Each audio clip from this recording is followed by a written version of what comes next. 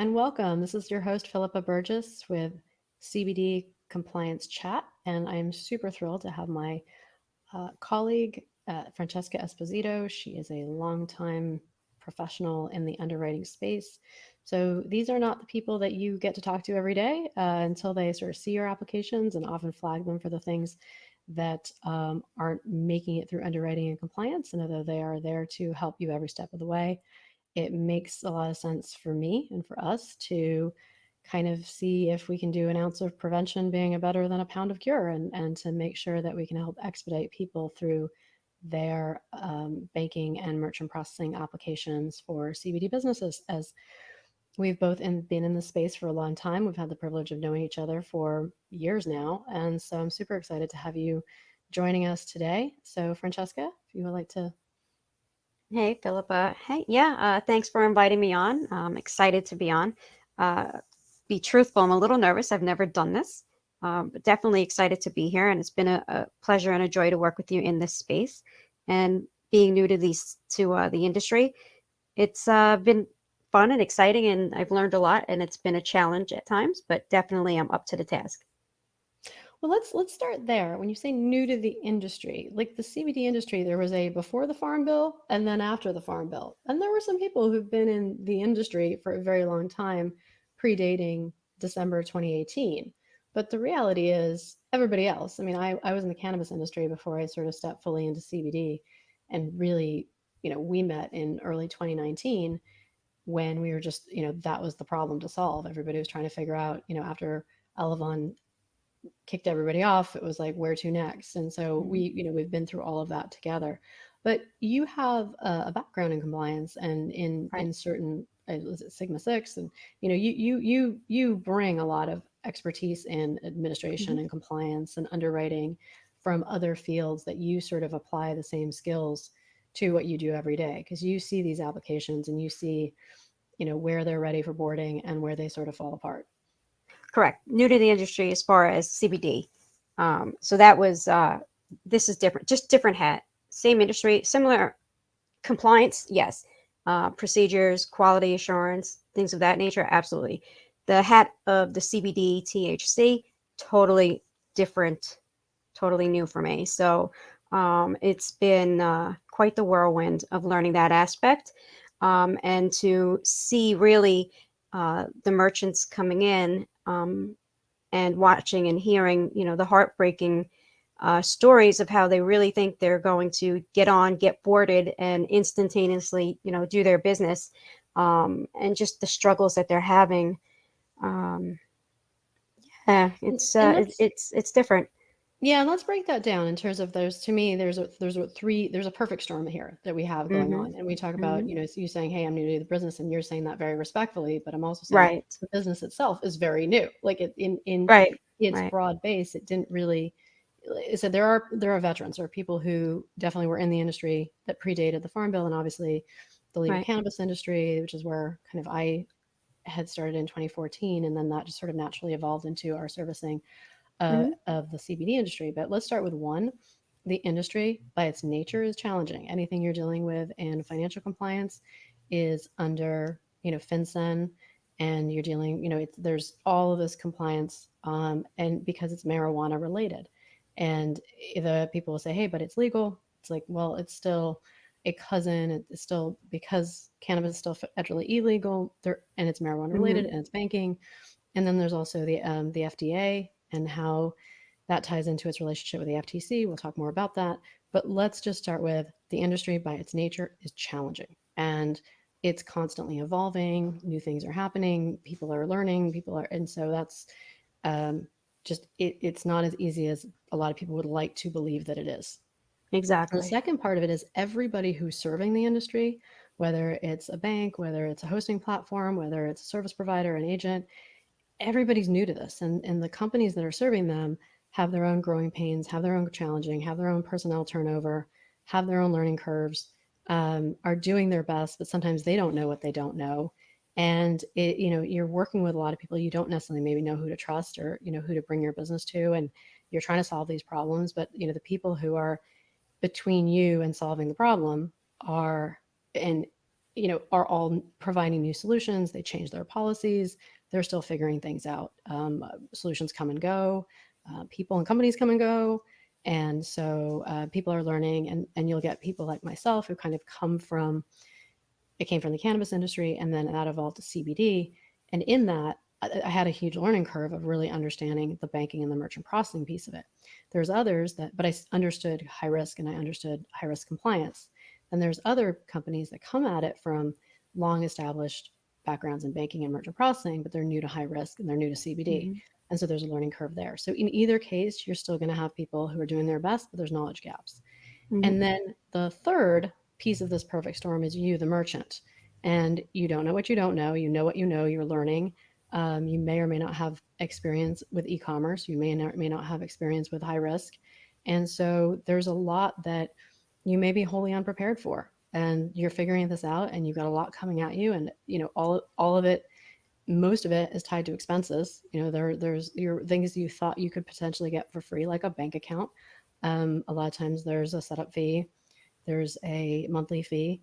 The merchant processing, similar, it's not low risk, and there are certain solutions that may feel easy to board and to start with, but once you kind of get further in the process to more robust solutions, there's application fees, there's monthly fees, there's rates, there's chargeback fees. I mean, there's reserves, and we'll go on and on about that. Mm-hmm. But there's just all of these things and then what's required to actually board is not insignificant. So Correct. we'll talk Correct. about all of this, but I just want to sort of say, like, just to Exactly. give some context, the perfect storm we're dealing with is a challenging industry with people who are new to providing the services that are trying to help the industry, to merchants that are still figuring it out and doing the best that they can under the circumstances. And there's not always easy answers, and there's a lot of misinformation, and things change. And so they're doing their best to navigate it. Some are absolutely committed to compliance, start to finish. Other ones are like, hey, I'll do what I can, and I'll take what I can get, and I'll just kind of move and pivot as I need to, as I grow, but I'll just, start with what I've got, and I'm going to be okay if it's not perfectly compliant, because, where's the consequence? And that's what we want to talk about, is that, when people go with these more robust merchant processing solutions, suddenly that need for compliance kicks in. Right. And that's, and that's a key, that compliance, because this is not turnkey. It's not, I'm gonna wake up, I'm gonna do an e-commerce store, or even retail, but we'll focus on the e-commerce. And I'm going to set up this merchant account. I'm gonna get my shopping cart, and off we go. I'm now in business. And a lot of the people that come to me and come through the process, they really, I think, have that outlook because of all this misinformation. And they think they'll get some forms of ID, have a couple of business documents, and off they go to the bank. And that's really, really, a tragic way of looking at it, because then they go through this process and there's just so many roadblocks that they're unaware of and pitfalls. And they're just, I can hear it in the voices and through the emails that I get, that that is just not the case. And we are compliant and we are transparent, and we want them to have the right information so that they can come to us and already have this information available and be prepared and know that there is a process and we are compliant. And we want to know that, we want them to know that there are standards and we uphold those standards, so that they don't have to go through being fined, and that it is secure, and there are protections in place for them so that they can enjoy having the business that they truly want. Absolutely, yeah, and you see it all the time. I mean, and some of them Mm-hmm. are very basic things, and some of them are a little bit, more complex. But I just want to, let's start with Right. some of the common. There's 5 steps that it takes to kind of get into these more robust, compliant merchant processing solutions. Now, the first one I'm going to say is a little bit kind of optional for some acquirers or processors. So it varies in terms of, how much someone's going to hold your feet to the fire to say you absolutely must have this, which is compliant banking. Now, that said, if your bank goes upside down and your bank gets shut down, you lose your ability to process, because your processor is merely a pass through. And so if there's no bank account to put the money into, you automatic, you are suspended in your ability to process. So a compliant bank is a business checking account where the bank provides a program, and there's not that many banks that do this, but they are community or state chartered banks. They've been given directive so that they can operate these programs under the four pillars of that they have dedicated policies and procedures, dedicated staff, dedicated training, and subject themselves to independent third party audits. Not a lot of banks want to do this.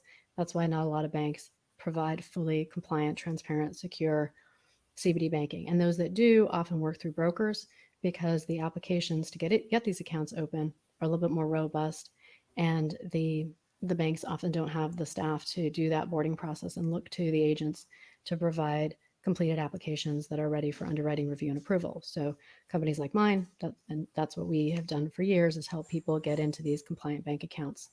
And so that's part of it. Now we can talk about the big banks for a minute, like Chase, Bank of America, Wells Fargo, and they will accept CBD businesses, sort of.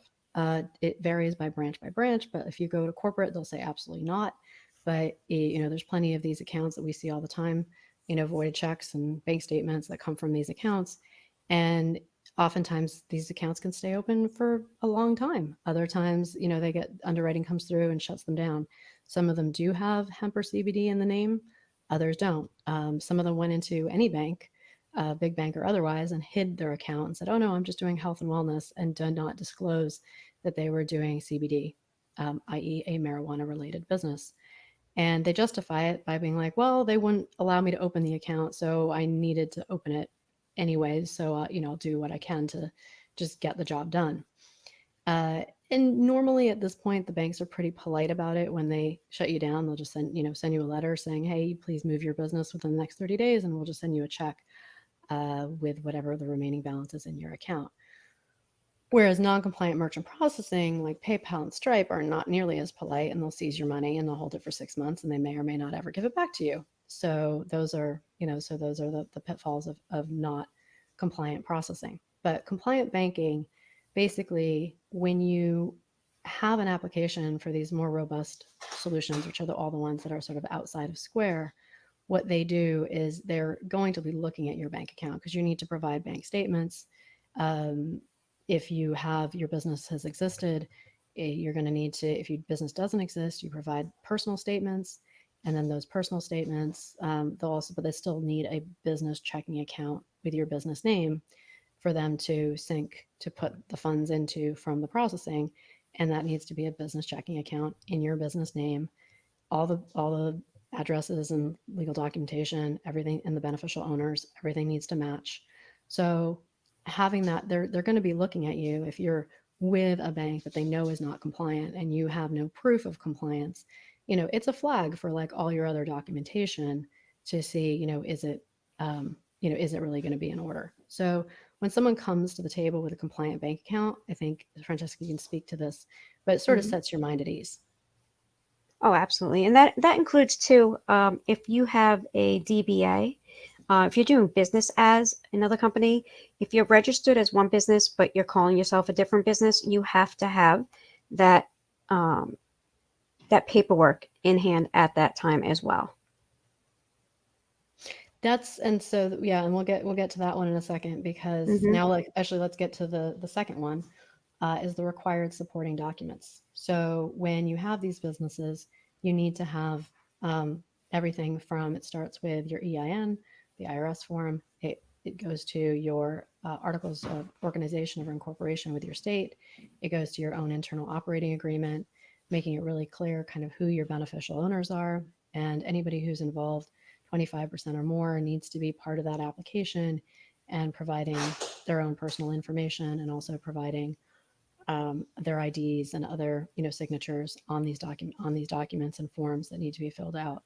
And what we see, and you can speak to this, is there's a lot of mismatched addresses, and we see it a lot from a startup who wants to just open a business and use their home address, but then doesn't want that same home address listed on the website. And so they used a holding company to not disclose the fact that their DBA was a CBD company, and so it's just there's a lack of clarity with who owns this company, where is it registered, is it, it just.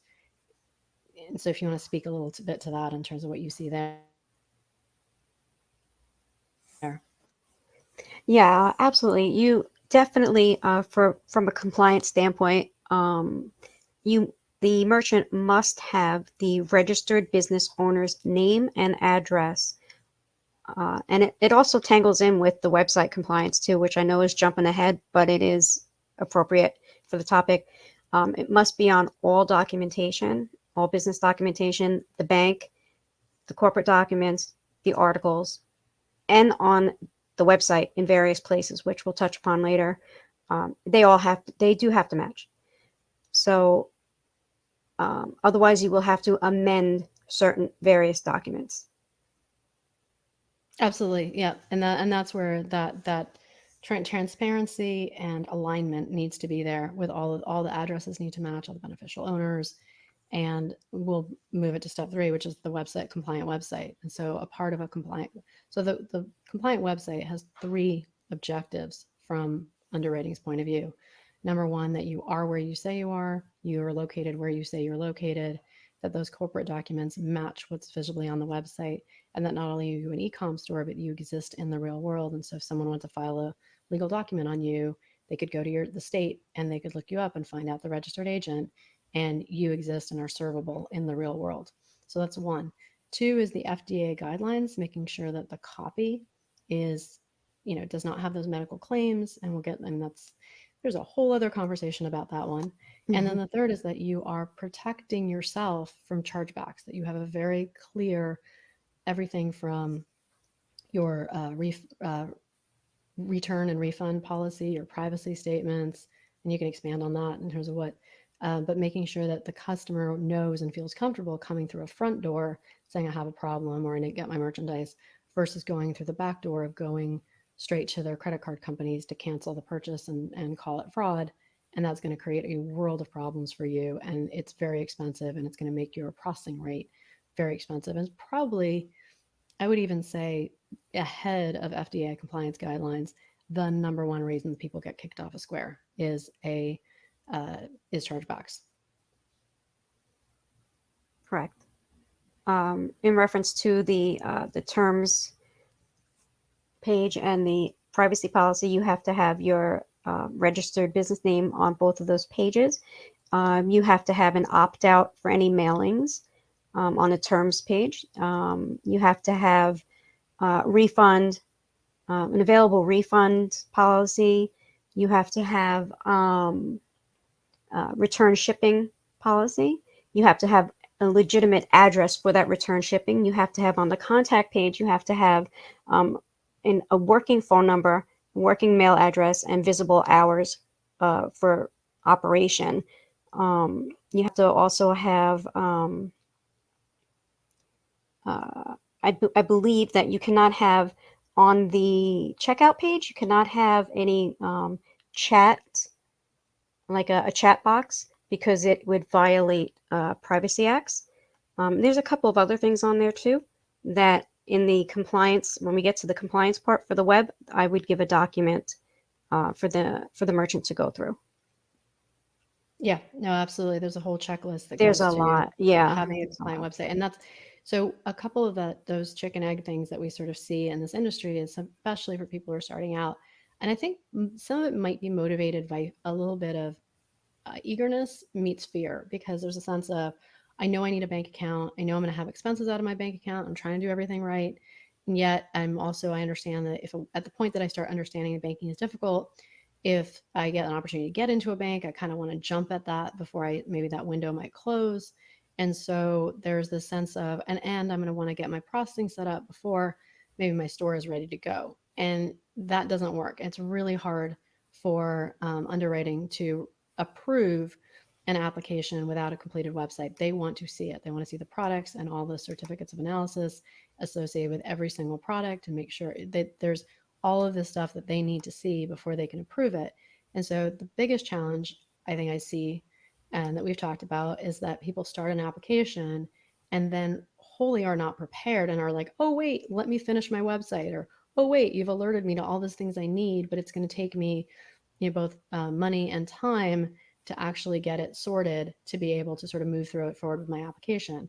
And then things that were requested to be provided, like bank statements or previous merchant processing statements, start to age out. And so now Hmm. those all those forms that you've started to fill out, now everything just kind of has to be put on hold, and that just really bogs the system, and it's not recommended. So I think people need to understand that these solutions, from the banking, they come with monthly fees. The merchant processing, it there's a lot that has to goes into the boarding. And one of the trends that we're seeing in the industry right now is that there are certain processors that will pre-board you and make you feel like it's low risk, make you feel like it's a super simple process. And then what they're doing is they're doing this heavy underwriting as a second step after you're up and running. So you're grateful that you're running, you're thinking this is easy, and then that's when they're going to sort of come at you with all of this in order to sort of keep your processing up and running.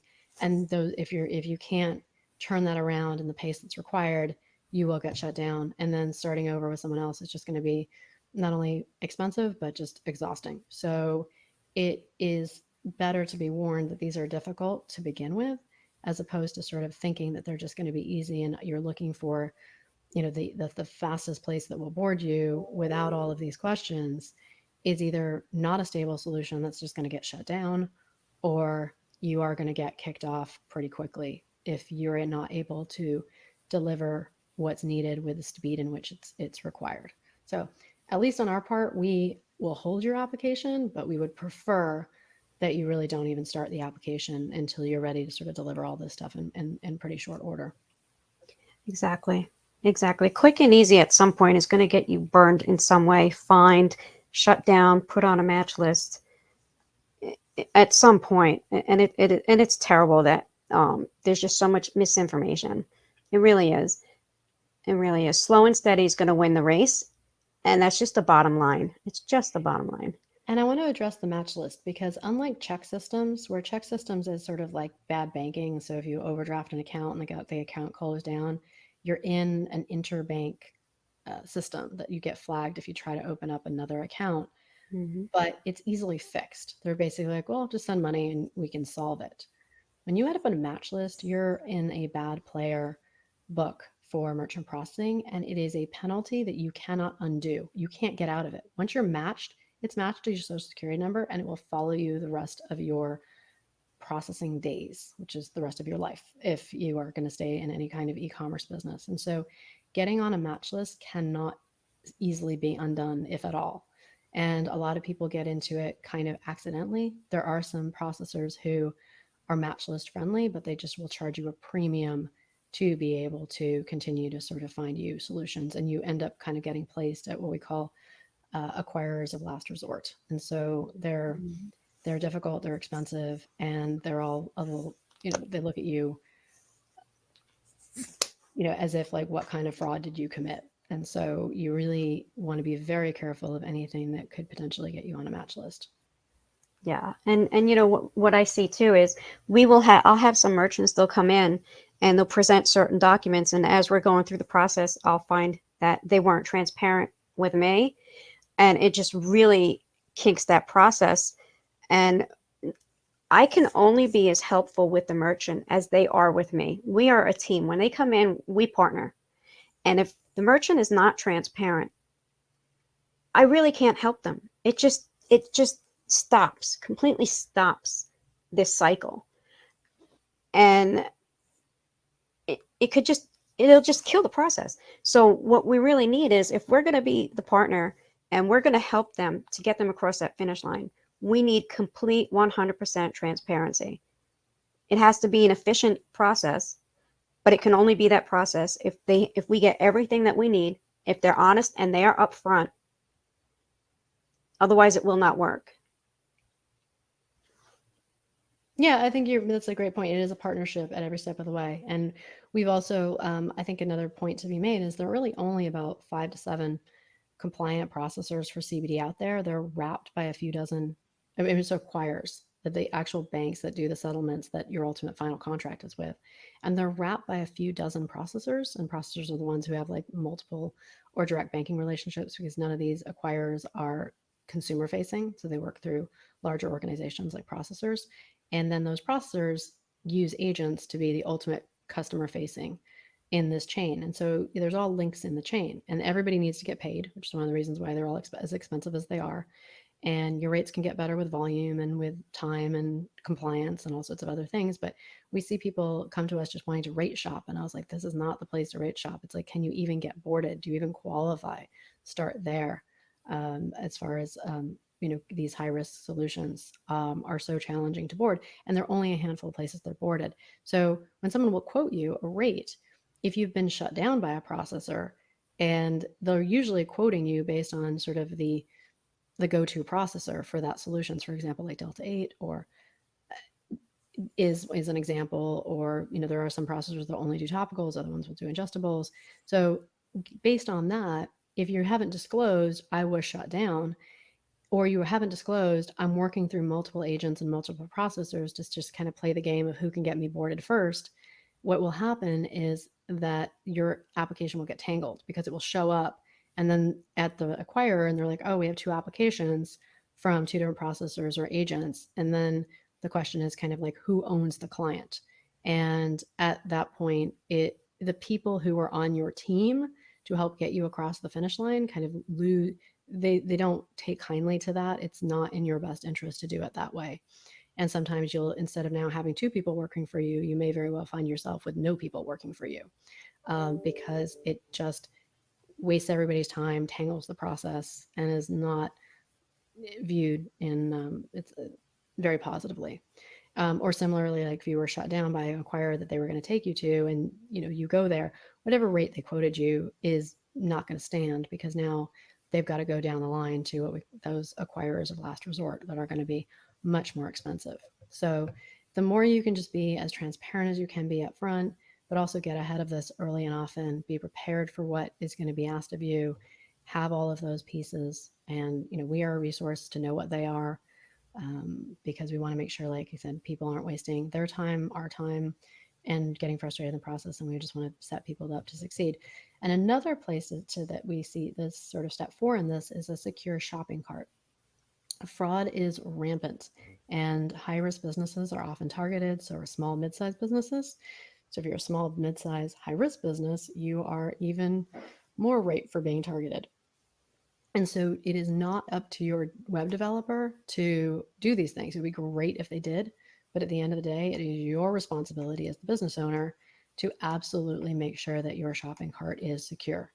And now different, whether you're using WooCommerce with WordPress, or you're on Shopify, or you're on BigCommerce, each of them is going to have different gateway requirements, but there are best practices to make sure that all of your that everything's updated on your site, that you have your SSL certificates, that you add the CAPTCHA so that a bot can't attack you, or whether it's manual or robotic, that you're just not a target for fraud. And so, because if you are, those costs that are incurred are your costs, and the bank may try to discount them a bit, but real hard costs have been incurred. And I think it's both financially and emotionally devastating to have that, especially right out the gate. You've done through its process, you've gotten boarded, and then bam, you're like hit with fraud. It's not a pleasant experience, and we've seen it for anybody who hasn't taken those precautions. And now more and more the banks are kind of requiring people to before they'll even get them to go live. Do you want to sort of add to that, what you've seen? Well, yeah. Yeah, well, I've heard it happen. It's part of the compliance to make sure that you have that secured site. And I have seen people go through to the bank and the site was secure, but they did not have certain other features. They would hire a web developer. They would go with the cheapest web developer, or somebody that did not know enough about secured sites, or whatever they needed to know, content writers, etc. And they've been hacked and whatnot, and they were wholly responsible for whatever charges were brought up on their account. And it was really heartbreaking because people could not afford it, but they were still responsible for it, and it was just not a good situation. And we just don't want to see that happen. We tell them up front what their responsibilities are, what they're liable for, and what they need to do to take action to secure things. And we can only, go so far on our end, what has to be done. But the merchants have to take responsibility. They need to be hiring the right people. And that's, yeah. Yeah, no, it's really important. And with our process, we have checklists and things that you can use and go through to make sure that Yeah. you are moving forward with a secure shopping cart. And more we're seeing the banks are absolutely going to. I say banks, the acquirers are absolutely requiring that, just because they're seeing it happen all too often as well. Yeah. And then step 5, the last piece of what we'll talk about today, is compliant marketing. And some acquirers ask for it, some of them don't, but more and more we are seeing, like, they want the whole package. They want your URL, they want the links to your social media, your blogs, video, paid advertisement, all the things that PR, just all the things that you're doing to promote yourself and make sure that that is compliant. And I'll give an example, is that, and this one sort of kind of tangled a client for a bit, is that they were associated, they wanted to give a portion of their, or actually, I don't even know how it was related, but they basically had found a charity that they wanted to highlight in their website. And it wasn't even as embedded to say, oh, a portion of our proceeds is going to support this charity. It was more just we like this charity. We think they do good work. And hey, if you're here on our site, we might just encourage you to donate to them and know that they're doing good work. But the charity supported a disease. And because of the FDA guidelines as it relates to disease, it raised all sorts of flags for the acquirer to say, why are you, because it's now making it look like CBD is a cure for this. And even though they were technically unrelated, just by having it on the website and raising that flag for that disease and awareness for it, it absolutely made the acquirer super, super uncomfortable. And to the point that they just needed to strip it out of there and remove it from, their marketing and their messaging. Yeah. It's very, very, it is such a flag. The merchants need to understand that any claims whatsoever, dietary, even as far as saying that it's for weight loss, it helps, it helps inflammation, anxiety, anything. Even if the merchant has an opinion, it doesn't necessarily have to be doctors say. Any medical claims whatsoever, or suggestions, or a hint of, cannot be on the site. Whether we agree with it or not, whatever our personal opinion is, and it could be right. We could agree, yeah, it does all these wonderful things. CBD is wonderful for so many things. The opinion does not matter. It cannot be on the site, according to FDA. Not in a blog, not in an article, not in a customer's review. It cannot be on the website in any capacity. It cannot be a link leading to your Facebook that would also have that in any materials. Anywhere, in any link, in any form, it cannot be on the website at all whatsoever. Um, and it will be, your website will not be approved by the bank. They will shut it down. And what we find is, it will pass through compliance through us. It will then go to the bank, and between leaving us to the bank, the merchants will change something. So it will pass through us, and then it goes to the bank, and then it changes. And that's really a problem. Um, and it and then they don't pass. And then sometimes they'll get frustrated with us, or they'll just want to quit the process, or they'll want a refund. And we have done our part. So that's a conflict, and that's a problem, and we just don't want to see that happen. We need to make sure that there is a complete and clear understanding that what we present to the bank, once done, has to remain that way.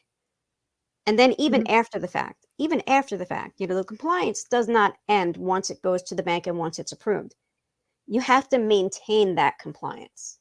You have to Which is always maintain the compliance. which is one of the reasons that actually compliant, to sort of make the statement, compliance is an ongoing expense and needs to be budgeted for accordingly. Hmm. It's ongoing, and like I said, compliant banks for business checking have monthly fees, And a lot of Right. these more robust solutions also have monthly fees that are charged for by the acquirer, by the processor, to be able to have the staff to check in and the technologies to check in on these sites to make sure that they're still remaining compliant and they're not falling apart. And that's both on Right. the FDA and on the refund return, privacy statements, um, Exactly. policy, all of those, as well as the addresses and the corporate documents. So making sure end to end those stay compliant, and being able to sort of communicate reminders about securing the shopping cart and all of those other things. So with the compliant marketing, I just want to we'll wrap this up but is one of the things is just talk about like the teeth of the FDA. And the FDA, even though they have these policies, because when the CBD was through the Farm Bill, technically CBD wasn't made legal. It was the hemp production that was, but then by association. And then each state kind of got to do a bit of what they wanted to do with it. And the FDA, and then it was put for the production, it was put under the was it the USDA, the agriculture for farming, and then the FDA for direct to consumer. And within the FDA hasn't really done like they've written letters to people to say, hey, please, get with our guidelines. But they work in partnership with the Federal Trade Commission.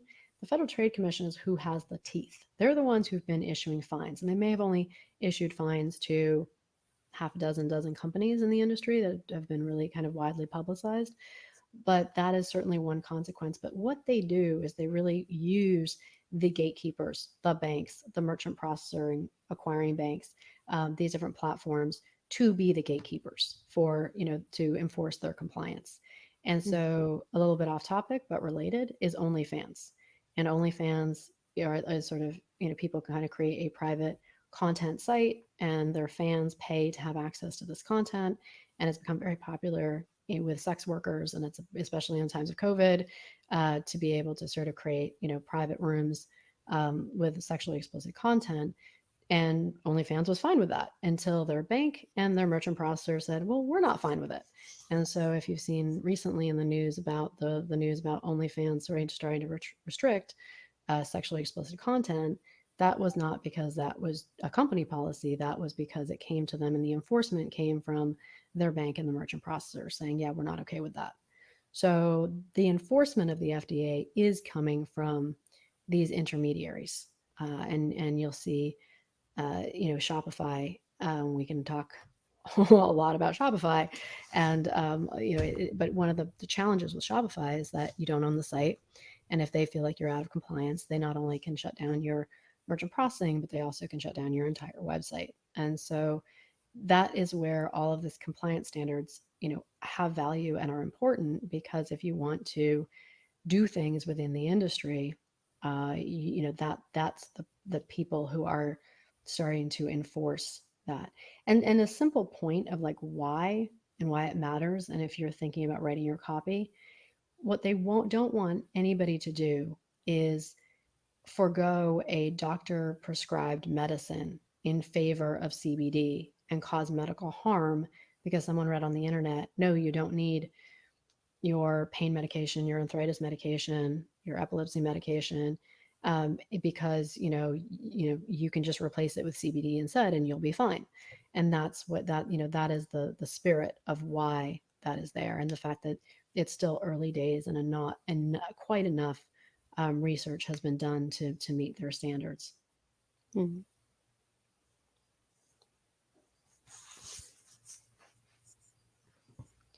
Do you have anything else to add from what you're saying about FDA? Um, Not so much FDA, but getting back to the website, or maybe it ties in. Well, Actually, as far as COAs. compliance goes, the COAs, right? Yes. COAs, Let's talk exactly. COAs. Let's talk COAs. That's a whole other animal right there. But yeah, COAs and anything with the pesticides and anything like that, if there are, although that might be THC. But yeah, anything with the reports and stuff, they have to be on there for every single product that may have any CBD in it. All products and all their variations of products. There must be a report. There must be a link to the report. We must have a hard copy of the report, and it has to be a specific way, which, And we'll here's get one of more the into that. But yeah, for yeah, we now, we'll will, just keep because it there's a simple. few challenges that come with that. Like some Right. COAs are, if you're doing drop shipping, are provided, at regular intervals by the provider that you're working with who supplies your product, and you may never touch your product. An order comes in, and they do the white labeling, they ship it out, it's on its way, and they provide, and you can go to their website and download the COAs for the different products that you are selling on your website. Now, the other challenge is if your COAs are attached to inventory. So you went ahead, you bought inventory, and those COAs are fixed to that stock. And sometimes they'll ask for photos of the stock, of where is it being held. One of the problems you will get, and you can speak to this, is if those COAs start to age out, because now you have stock and inventory, and at what point, is it 2 years old? Is it 3 years old? Did the bank say, well, we don't want you selling this? Now we have a consideration that your inventory is aged out. So those are things to consider in making sure, like, you don't do anything to slow down your ability to move that product. And so having your merchant processing and your banking, is helps to make sure that you're not in a situation where you now bought product and then your COAs that are fixed to that project are, because they're day and date stamped, to when that product was packaged, that they're not starting to age out. Um, Fortunately, I have not run up against that as yet. I did have somebody ask me a question like that, and when I did inquire about that, like I said, I haven't physically had that happen, but the answer that I had gotten on that is actually when I had first come into the business with you, was that they would have to actually just get new product to replace to have current product. Um, is that the question that you were kind of aiming at? Yeah, Like, and I mean, it's actually a tip to customers as well, because that's the part of you the wouldn't thing be that able to use the product. a customer should also, and this is what that transparency that you want to have with your customer, you don't necessarily want them looking at your product and saying, oh wow, that product is 3 years old, I could Right. do better going to, buying my CBD from another merchant whose inventory is a lot fresher. Yeah, because the company would have to write it off as a loss and get new product. Uh, Yeah, so there may not necessarily be um, a banking restriction on that, as much as just it's not necessarily particularly favorable to your customer, and your customer, you can't hide it. You definitely have to make sure, like, whatever that stock is, that those COAs are publicly available, so that your customer would know that this is fresh inventory, or perhaps yeah, aged inventory. And yeah. You have to yeah. maintain as product compliance. You have to maintain your inventory. You have to maintain your COAs and your reports and make sure everything's up to date and current. Um, yeah, absolutely. Yeah, because we've definitely, I've seen kickback from the bank where the bank has said these look like they're old COAs, to which the customer has come back, the merchant has come back and said, well, yeah, but they're tied to that inventory, and yes, that inventory is aging on me because I need merchant processing so I can sell Hmm. it. And so and that's the kind of last thing that we see is we call sort of the resolution process. And the resolution is basically, we work with you as the processor, and you guys do the underwriting and make sure, like, everything's ready for the bank. And when you have a mostly, hopefully, complete package, you submit it to the bank.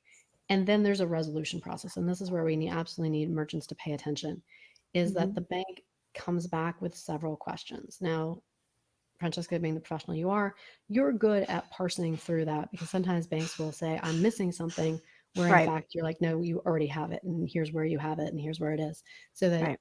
merchants aren't hit with requests that are not uh, relevant to them, and they're like, hey, I already submitted that. And sometimes that happens.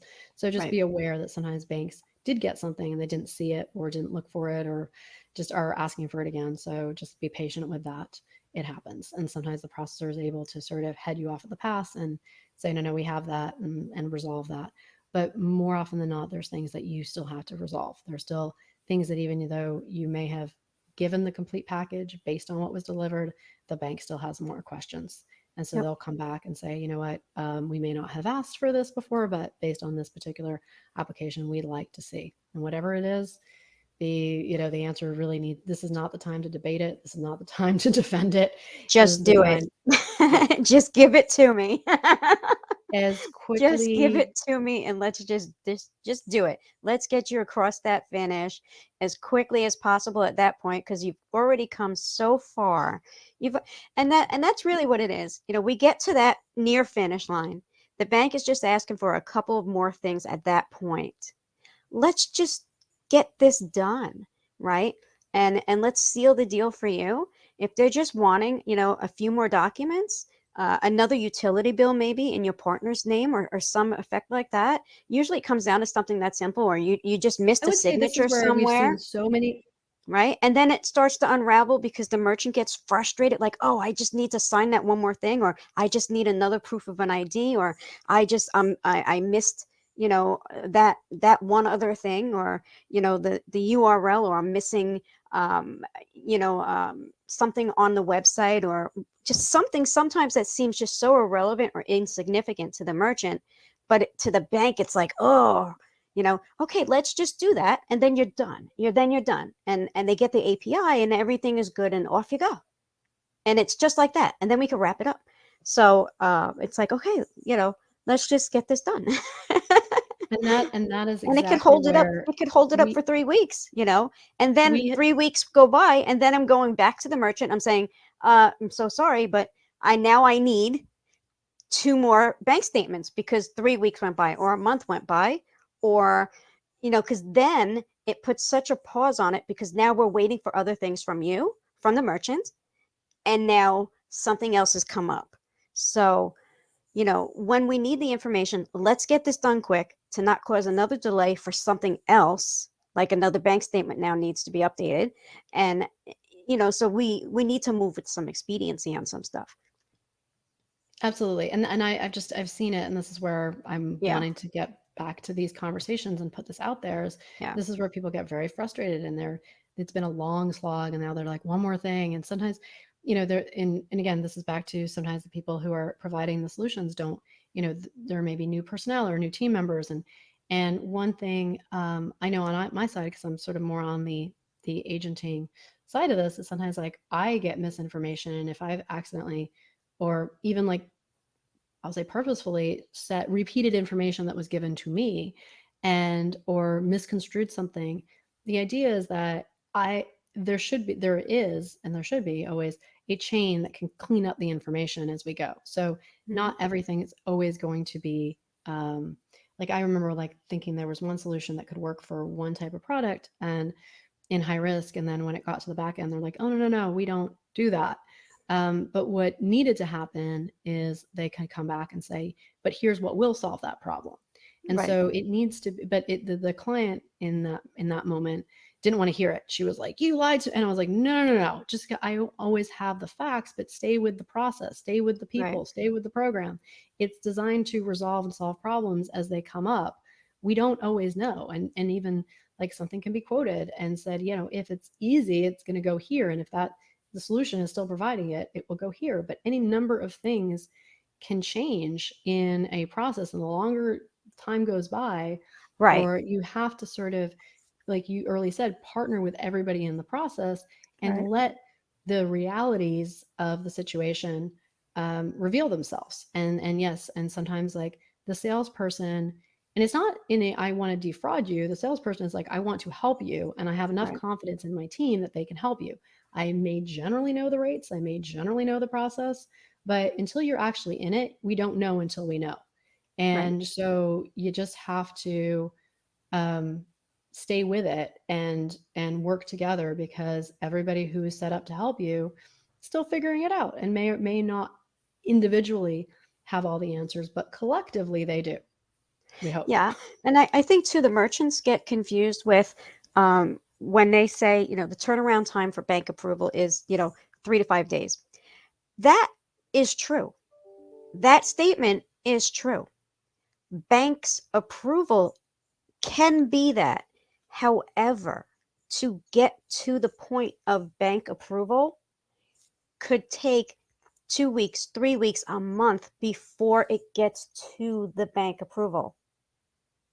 Because once the bank has it, they look at it and go, okay, yep, right? After they've already done the preliminaries and already done the feedbacks, because now they have a perfect application. But to get to that point of that approval, the merchant has already come in, the merchant has already gone through all these steps, and the merchant has already gone through compliance. The merchant has already gotten pre approval and all that feedback. So it could be weeks to get to that 3 to 5 day turnaround time from the bank saying, okay, yes, Joe Schmo is good. Yeah, and then if So, you have an out of compliant website and you have to go back and fix things, right, whether it's the copy or whether it's any right. of the That could be however long your web developer takes. And the mhm. bank will not look at that merchant until they have an up and running and compliant website. So if your website is going to take a day, or your website's going to take a month or 3 months before it is fully up and running and operational, we have to wait before it can be presented to the bank. And I've also seen the amount of time it's taken for some people to sort of resubmit corporate documents, and they have to wait for the Right, IRS to come back to them, or they have to wait for their right. particular state has, something got tangled and it's not just an instantaneous update and Hmm. refiling. It is And then we're taking going to weeks. have to update documents again, like bank statements, and represent to the bank. Hmm. So Yep. that's just the reality. That is the real reality. The bank, yes, turnaround time could be 3 to 5 days. But before we get to that point, it could be 3 to 5 weeks to get there or more. Yep.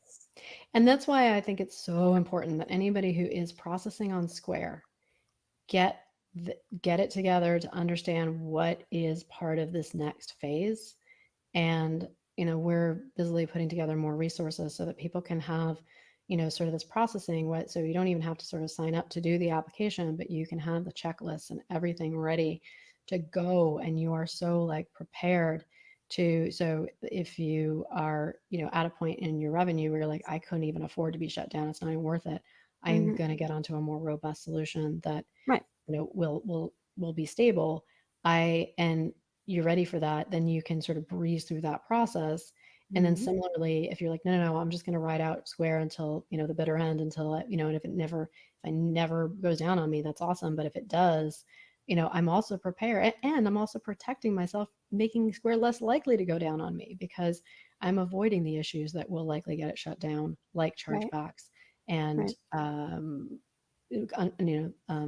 non-compliance on the website or the shopping cart or anything like that. So those are the things that get ahead of it to help you ride out Square for as long as they'll have you, because it's a good solution for a lot of early startups. It's the simplest onboarding, but the downside of it is just they when they're done with you, they're done with you.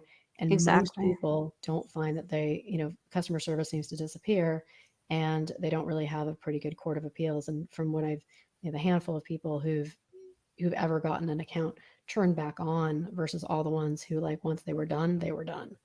Yeah. So trying to do this very frustrating, difficult process, it doesn't need to be that frustrating or difficult. It's frustrating and difficult if you're unprepared for it. And Right. so if you're prepared for it, you can kind of breeze through it. But if you're unprepared for it, it can be daunting. And then if you're on a time crunch because now your business is down, Right. and your expenses don't stop for a lot of things. And so we want what is it, your lack of preparation does not constitute an emergency on our part. We'll do our best, but I would Exactly. rather help you all to get ahead of it. Yeah. We represent transparency, safety, and security. And we're going to partner with you to make sure that you have all that. And it doesn't just end once you're up and running. Compliance is for the lifetime of your business. Yep.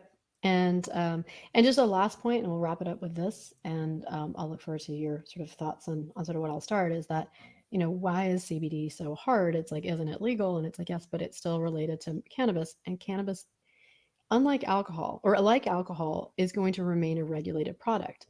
Mm. Unlike alcohol, we're not against a moonshine business in alcohol, but we are against a black market in cannabis. And so as long as there's a black market and a legal market, there's going to be circles of compliance.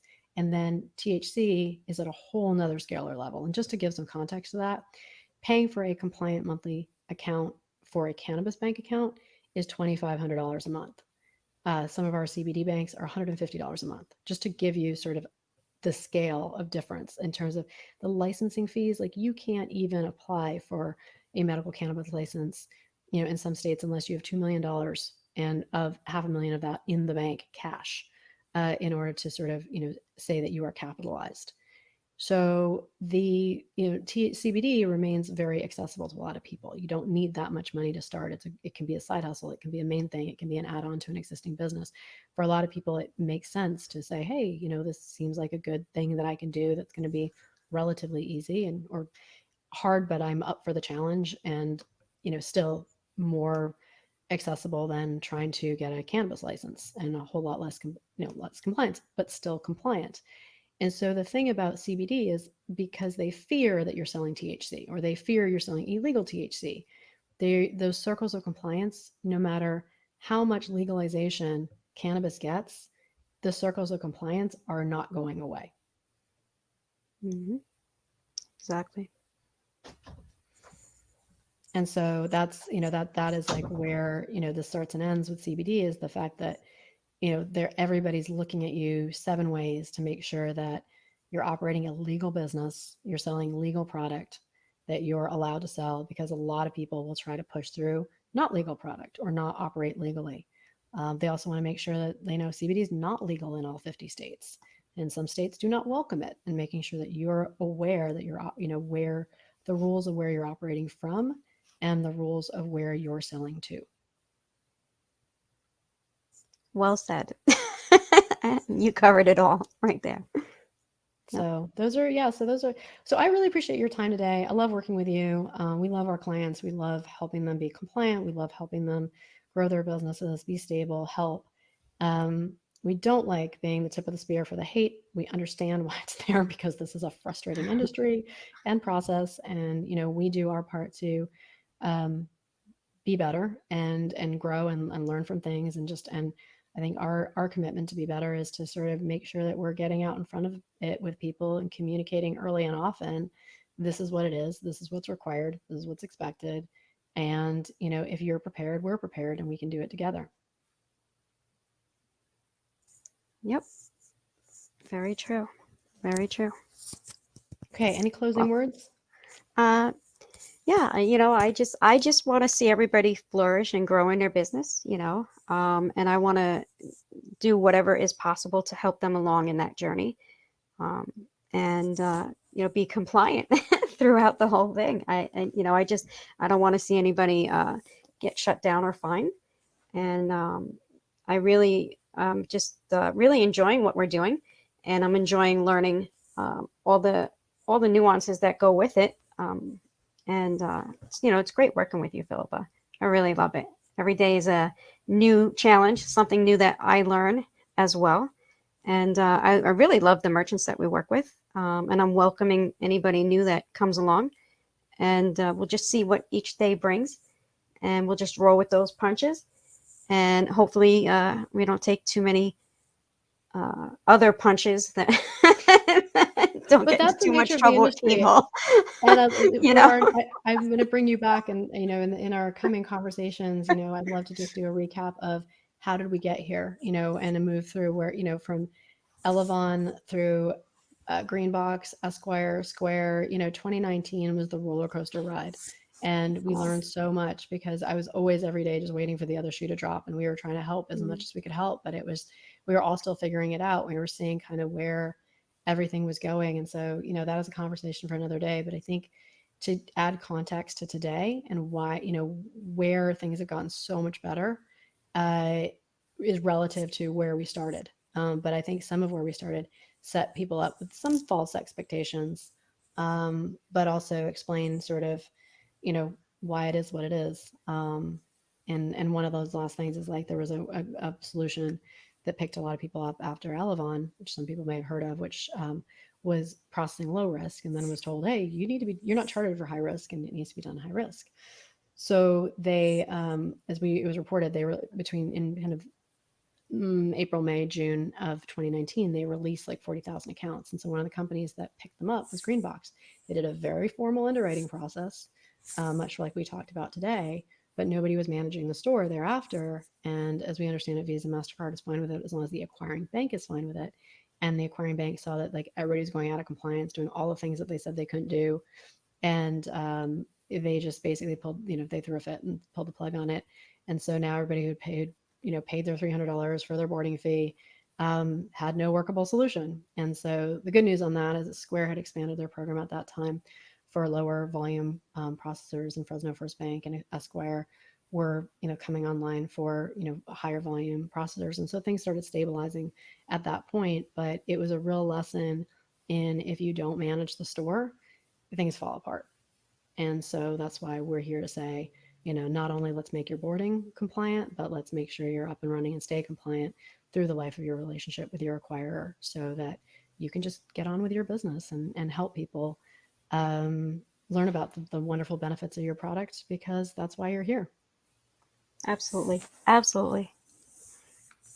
Yep. All right. Well, I thank you, everybody. Thank you so much, Francesca. Really appreciate you. Thank And we you. will talk again Thank soon. you. Thank you for having me. It's been a pleasure. All right. Thanks, everyone. Take care. Okay. Take care. Thank you, everyone. Bye bye.